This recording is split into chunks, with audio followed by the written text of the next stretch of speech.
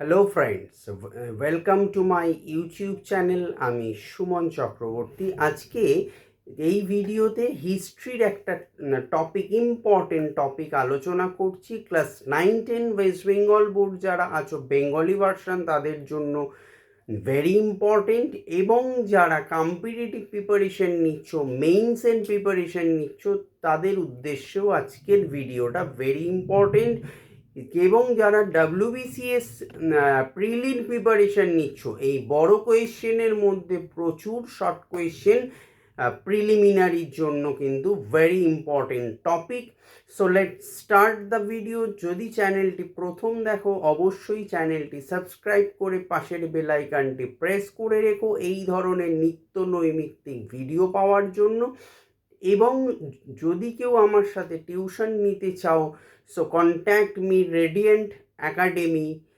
Class 11-12 এখন admission চলছে only for arts degree course, BA honours এবং general all papers, competitive preparation and spoken English. Now admission going on. Contact 8910618541. So let's start the topic.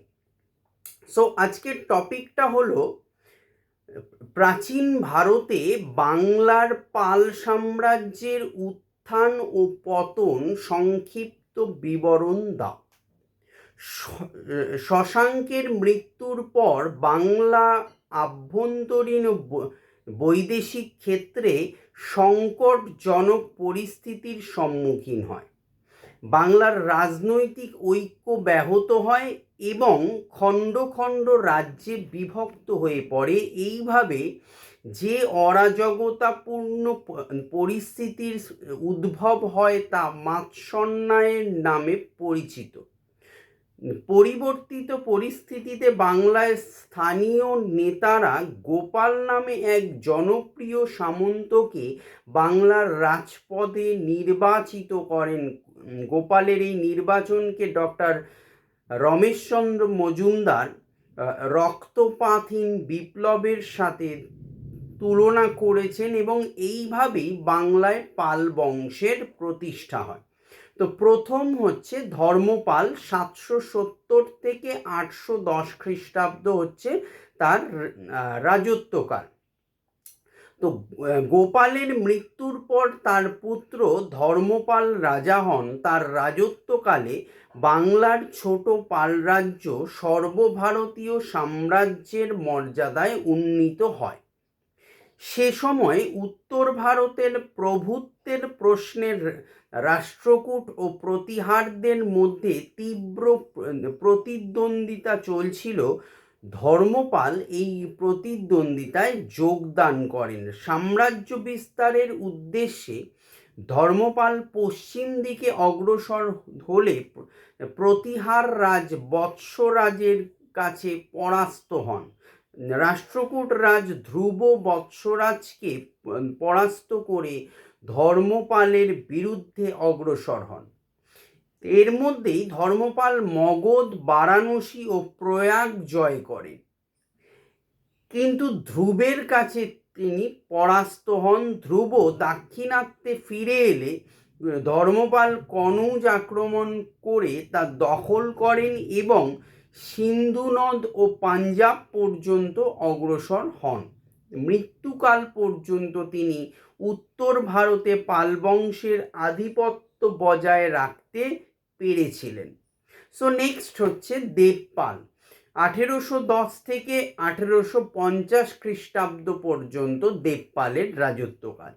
ধর্মপালের মৃত্যুর পর তার সুযোগ্য পুত্র দেবপাল সিংহাসনে বসেন। দেবপাল ছিলেন পাল বংশের সর্বশ্রেষ্ঠ রাজা। পিতার মতো তিনিও ছিলেন সাম্রাজ্যবাদী। দক্ষিণে বিন্ধ্য পর্বত ও পশ্চিমে কাশ্মীরের সীমান্ত পর্যন্ত তার প্রভুত্ব বিস্তৃত ছিল। দেবপাল উড়িষ্যা ও কামরূপের দিকে অগ্রসর হয়ে বাংলার দুই সীমান্ত রাজ্য জয় করেন। প্রকৃতপক্ষে প্রায় সমগ্র উত্তর ভারতে তার আধিপত্য প্রতিষ্ঠিত হয়েছিল। দেবপালের আমলে পাল সাম্রাজ্য গৌরবের চরম শিখরে পৌঁছেছিল। 3 নম্বর হলো প্রথম মহিপাল, 988 থেকে 1038 খ্রিস্টাব্দ পর্যন্ত তার রাজত্বকাল। দেবপালের মৃত্যুর পর পাল সাম্রাজ্য সাময়িকভাবে দুর্বল হয়ে পড়ে। পাল সাম্রাজ্যের এই ঘোর দুর্দিনে প্রথম মহিপাল বাংলার সিংহাসনে বসেন। অল্প সময়ের মধ্যে তিনি উত্তর ও পূর্ববঙ্গ পুনরুদ্ধার করেন, কিন্তু কিছুদিনের মধ্যে প্রথম মহিপালকে দাক্ষিণাত্যের পরাক্রান্ত চোলরাজ রাজেন্দ্র চোলের আক্রমণের সম্মুখীন হতে হয়। যাই হোক, চোলরা ফিরে গেলে প্রথম মহিপাল একাধিক যুদ্ধে জয়লাভ করে মিথিলা অর্থাৎ উত্তর বিহার ও বারাণসী আবার দখল করে নেন। মহিপাল যে শুধু সুদক্ষ যোদ্ধাই ছিলেন তা নয়, তিনি শিক্ষা ও সংস্কৃতিরও পৃষ্ঠপোষক ছিলেন। লাস্ট 4 নম্বর ছিলেন রামপাল। 1077 থেকে 1130 খ্রিস্টাব্দ ও পাল সাম্রাজ্যের বিলুপ্তি হয়। পাল বংশের শেষ শক্তিশালী রাজা ছিলেন রামপাল। সিংহাসনে বসেই রামপাল বরেন্দ্র ভূমি পুনরুদ্ধার করেন। এছাড়া কামরূপ ও উৎকল বিজয় ও চালুক্য ও গাহর বালদের আক্রমণ প্রতিরোধ হল রামপালের অন্যতম প্রধান কৃতিত্ব। তার মৃত্যুর পর উল্লেখযোগ্য রাজার অভাবে পাল সাম্রাজ্যের বিলুপ্তি ঘটে। সো এই হলো মোটামুটিভাবে বলতে পারি যে প্রাচীন ভারতে বাংলার পাল সাম্রাজ্যের উত্থান এবং পতনের সংক্ষিপ্ত বিবরণ। সো ভিডিও ভালো লাগলে একটা লাইক করো, শেয়ার করো, চ্যানেলটি সাবস্ক্রাইব করে পাশের বেল আইকনটি প্রেস করে রেখো এই ধরনের নিত্য নৈমিত্তিক ইনফরমেটিভ ভিডিও পাওয়ার জন্য। Thank you.